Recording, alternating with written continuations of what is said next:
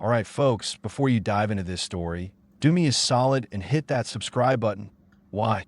Because what you're about to read is a full-blown investigation. We're going to debunk myths and uncover the truth about a man you thought you knew. I guarantee about 90% of this will be a complete shocker. And this isn't just a boring history lesson. It's a live-wire story of secret competitions, corporate intrigue, and battles between engineering titans. Trust me, it's going to be wild. Don't forget to drop a comment below afterward and tell me which part blew your mind the most. Let's roll. The sergeant and his only child. Let's talk about Mikhail Timofeyevich Kalashnikov, a sergeant, a soldier, a genius, a man whose name is known on every continent. From the frozen streets of Siberia to the dusty alleys of Mogadishu, from top military academies to hipster graffiti art. The Kalash is more than a rifle. It's a symbol of simplicity, reliability, revolution, and, sadly, of war. But there's another side to the story. Internet trolls, armchair generals, and Kalash skeptics. Their favorite, tired question, which they toss out with a smug look. So, what else did he even make? Besides the AK, just one rifle. And that's it? They say he got lucky. A fluke. A happy accident. Sound familiar? The first time I heard this, my immediate thought was to find that smart aleck and give him a good whack with a cleaning rod from a PK machine gun. You know, figuratively speaking, I'm a peaceful guy. I wouldn't hit someone over the head with a PKT barrel. Just kidding. But then I realized something. That question doesn't come from a place of knowledge. It comes from ignorance. From a lazy assumption that everything is already known. So, let's bust this myth wide open together. Let's not just list facts, but immerse ourselves in the world of Soviet weapons design, where a hidden, titanic struggle took place. Where Kalashnikov wasn't a one-hit wonder, but a constant, formidable player for decades. You ready? This is going to be a long, but crazy interesting ride. Birth of a legend and the shadow of a doubt. Why does this question even exist? Before we talk about what Kalashnikov created besides a rifle, let's figure out why this question comes up in the first place. Nobody asks why Leonardo da Vinci, besides the Mona Lisa, didn't paint anything else. Everyone knows he was a sculptor, an engineer, a scientist. But Kalashnikov is different. His main creation, the AK, overshadowed everything. It became so mass-produced, so ubiquitous, so successful, that it created a black hole around itself. All his other projects were trapped by its gravity. Economic briefing and analysis. The AK phenomenon in numbers. Let's take a minute for some hard numbers, because they speak louder than words. By various estimates, between 75 million and 100 million Kalashnikov assault rifles of all modifications have been manufactured to date. Say that number out loud. 100 million. That's more than all other assault rifles in the world combined. The AK is used by the armies of over 100 countries. Its image is on the coats of arms and flags of several nations. Mozambique, Zimbabwe, East Timor. It's a pop culture icon, featured in thousands of movies and video games. The economic impact and cost of this weapon are incalculable. AK production is a giant industry that has been running for decades.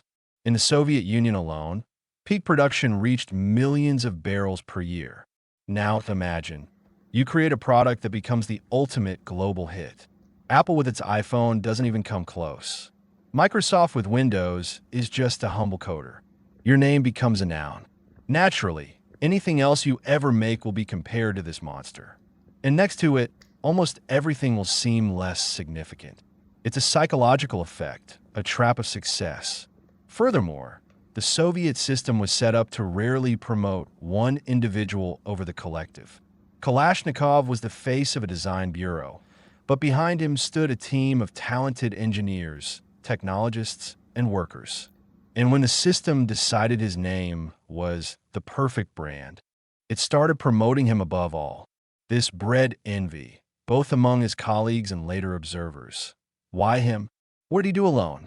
So the question, what else, isn't a question for Kalashnikov. It's a question for us, for our perception. We can't see the forest for the one giant oak tree. But today we're going to grab a magnifying glass and look at the other trees. And you'll be surprised how mighty and beautiful they are. The AK's first shadow. The Kalashnikov submachine gun, PPK, of 1947. So, it's 1947. The whole city of Izhevsk, the entire Soviet weapons world, is holding its breath. Mikhail Timofeyevich and his team have just won a brutal competition, and their assault rifle is being adopted. You'd think he could relax, right? Not a chance. For a true genius, victory isn't the finish line. It's the starting block for a new race. Parallel to the AK story, another project was underway. The Army was thinking about a compact weapon for officers, artillery crews, and tankers, what's called a submachine gun. The requirements were drawn up for an officer's pages, and Kalashnikov, whose rifle wasn't even in mass production yet, was already taking on a new challenge. Thus, the PPK, the Kalashnikov submachine gun, was born. Remember that acronym. It's important. What was it? Let's break it down in simple terms. Imagine something halfway between a pistol and a carbine. Compact, you could carry it in a holster, but with a stock attached, you could fire it like a short rifle. So Kalashnikov creates this thing. And here's where his magic thinking kicks in. Externally, the PPK was the spitting image of the AK. The same recognizable stamped receiver. The same distinctive removable dust cover. You pick it up, it feels like a Kalash. But inside, it was a different beast. He used a simple blowback system, like the good old PPSH, but with a modern makeover. Why? Because a submachine gun doesn't need the complex long-stroke piston system of an assault rifle. The cartridge is weaker. The bolt recoils on its own. Kalashnikov's genius was in applying the right technology for the job. Don't overcomplicate. Simplify. There were at least two versions of this PPK. One for the old, reliable 7.62 by 25mm Tokarev cartridge, and another for the new, promising 9 by 18mm round. This shows that Mikhail Timofeyevich was looking to the future. He was experimenting. So what happened to this project? What happened was big Soviet bureaucracy and a shift in doctrine. The military top brass thought it over and decided, you know what? We don't need a separate submachine gun. Let's just make a big automatic pistol instead. And the PP project was shut down. What eventually came out of that was, well, that's the next chapter. So why is the PPK important? It's important because it shows that Kalashnikov wasn't resting on his laurels in 47. He wasn't just an assault rifle guy. He was a universal soldier, capable of creating weapons for different needs. His brain was already working on the next problem while everyone was still applauding his last solution. Duel with Stechkin, the Kalashnikov automatic pistol. The year is 1950. The AK is already rolling off assembly lines. Kalashnikov has a ton of work, refining it, fixing teething problems, modernizing. You'd think he'd just hunker down in his office. But no, a new, mind-blowing competition is announced. And he enters the fray once again. The task, create a large automatic pistol. Sounds intense, right? This wasn't your average Walther. No, this was supposed to be a monster. Imagine a powerful pistol with a huge magazine holding 20 rounds. Add a detachable stock holster, so you could fire it from the shoulder like a carbine. And get this, a full auto fire mode.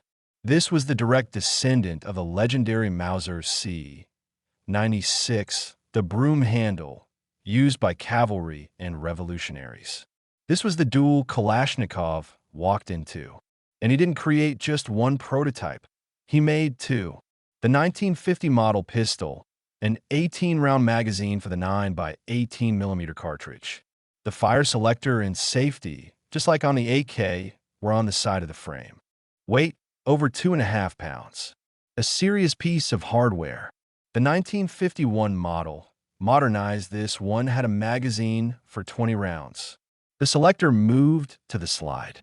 And crucially, the weight was reduced to about 2.4 pounds. The stock holster was made from a cutting-edge material for the time, plastic. This was in the 1950s. When I studied the blueprints of these pistols, my mind was blown. They were futuristic for their time, ergonomic, technologically advanced. Kalashnikov proved again that his talent wasn't confined to long guns. But why did Stechkin win with his APS? That's a murky story, not fully clear.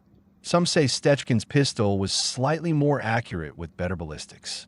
Others whisper that the Tula designers, Stechkin worked at the Tula Design Bureau, had more pull in the ministry. Or maybe Stechkin's system was simpler to manufacture. There's no definitive answer. But here's the kicker. The whole concept of a large army automatic pistol turned out to be a dead end. The APS was heavy, bulky, and was eventually withdrawn from General Army service, left only for special forces. Ironic, isn't it? Kalashnikov lost the battle but might have won the war. But he didn't get upset. Why? Because he had blueprints for dozens of other projects on his desk. He couldn't afford to dwell on one failure. He had a sniper rifle waiting for him, the Sniper Challenge, the rifle that almost was. The late 1950s. The Army was ready for a new self-loading sniper rifle. The old SVT from the war no longer met the requirements. They needed precision, reliability, and modernity. The competition was fierce. The best of the best entered. And of course, Kalashnikov couldn't stay away. How could he?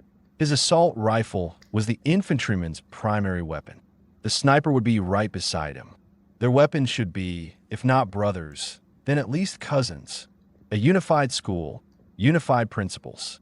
In 1959, the experimental, self-loading Kalashnikov sniper rifle saw the light of day. This wasn't just a cut-down AK. It was a deep reworking. Yes, the recognizable look, the same receiver cover. But inside, a fundamentally different mechanism. Kalashnikov moved away from his classic long-stroke piston and used a short-stroke piston system. Why? To improve accuracy. Fewer moving masses, less barrel vibration at the moment of firing. He understood that for a sniper, precision is key. He was consciously complicating his own proven system to achieve the goal. This shows the flexibility of his mind. He wasn't a fanatic for one idea. He was a pragmatist. What went wrong? During factory tests, the rifle showed insufficient accuracy. The target groups weren't as tight as they needed to be. And here, the second genius trait of Kalashnikov showed itself. His ability to recognize superiority and not waste time on hopeless projects.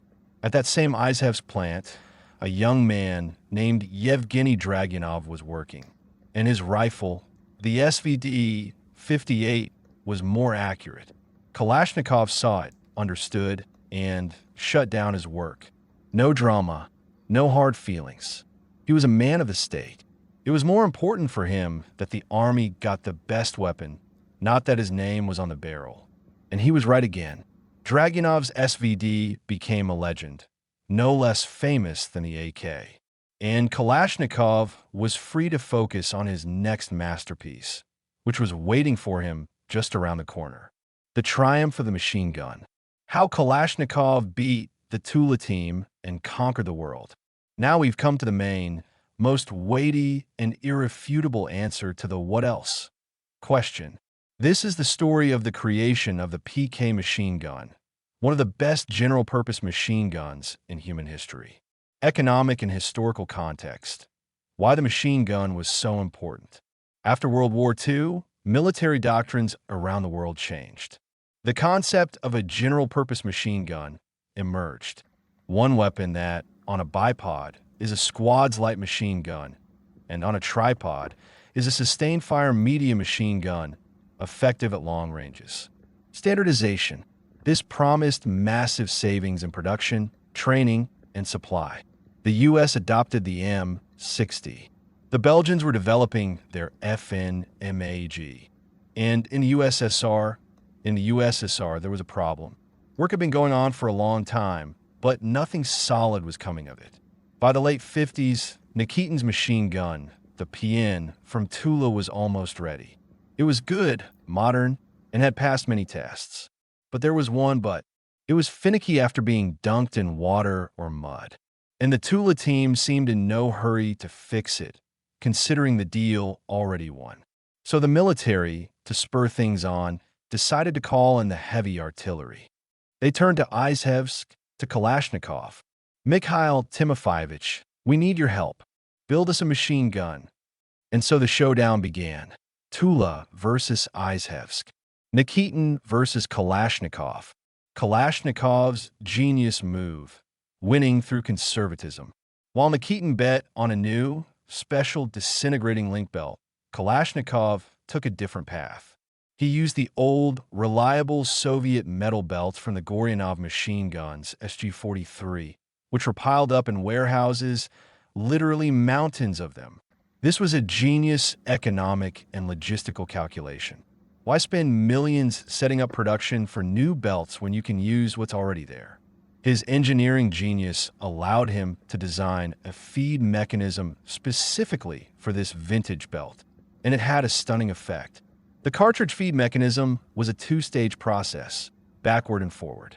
This allowed for a shorter and more compact receiver. The feed mechanism itself, inspired by successful Czech designs, was mounted on the side. The result was an incredibly balanced machine gun, reliable, simple, and surprisingly light. The Kalashnikov machine gun, created essentially in a rush, comprehensively defeated the Nikitin machine gun in field trials in 1961. It worked consistently in mud, dust, and water. It was simpler, and it used old ammunition. The triumph was total.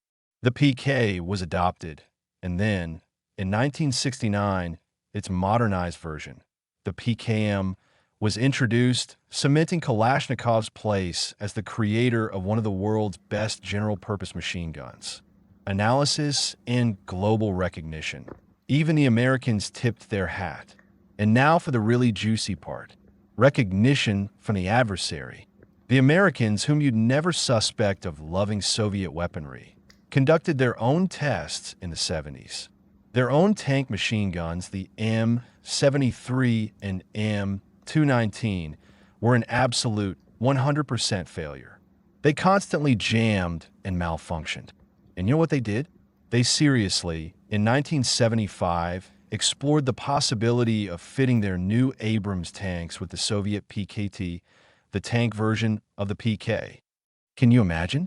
The empire of free enterprise, the bastion of capitalism, was forced to consider a weapon from behind the Iron Curtain. They were only saved because the Belgians offered their FN MAG, which, however, was heavier and, many argue, not as brutally reliable as the PKM. Is that not the highest praise? When your adversary, gritting his teeth, is forced to admit, this thing works better than ours. So, nothing or everything. So, let's tally up the results of our investigation. What did Sergeant Kalashnikov create besides the assault rifle? The Kalashnikov submachine gun, PPK, a bold project killed by a shift in military doctrine. The Kalashnikov automatic pistol, a futuristic giant for its time that fought a worthy competition battle against Stechkin. The Kalashnikov sniper rifle, a serious bid for the sniper throne that yielded to another genius, Dragunov. The PK/PKM machine gun, an absolute global hit, the gold standard of reliability, which is still in service today and earned the respect of geopolitical foes. Not a bad list for a man who created nothing, is it? This isn't a list of failures. This is the portfolio of a universal weapons designer who was constantly in the fight, constantly trying, experimenting, winning, and sometimes losing. But even his losses were on a level that other designers could only dream of. Mikhail Timofeyevich Kalashnikov was not just an assault rifle guy. He was a systems thinker. He understood not just ballistics and metalworking, but also economics, logistics, and the psychology of soldier. He didn't just create weapons. He created a weapon system for an entire country, for an entire era. So the next time you hear that silly question from a Kalash skeptic, you won't reach for a cleaning rod. You'll just smile and tell them this story. The story of the sergeant who did it all. So folks, what did you think of this investigation? I try to show you the other side of the legend, the one hidden in the shadow of the world-famous rifle. I hope I've dispelled your doubts and proven that Mikhail Timofeyevich was a titan whose talent stretched far beyond one single, albeit genius, invention. And now, two simple actions that will help the channel grow and make more investigations like this possible. Drop a comment below. Which of Kalashnikov's unknown projects surprised you the most? The submachine gun, the pistol, or the machine gun? Or something else?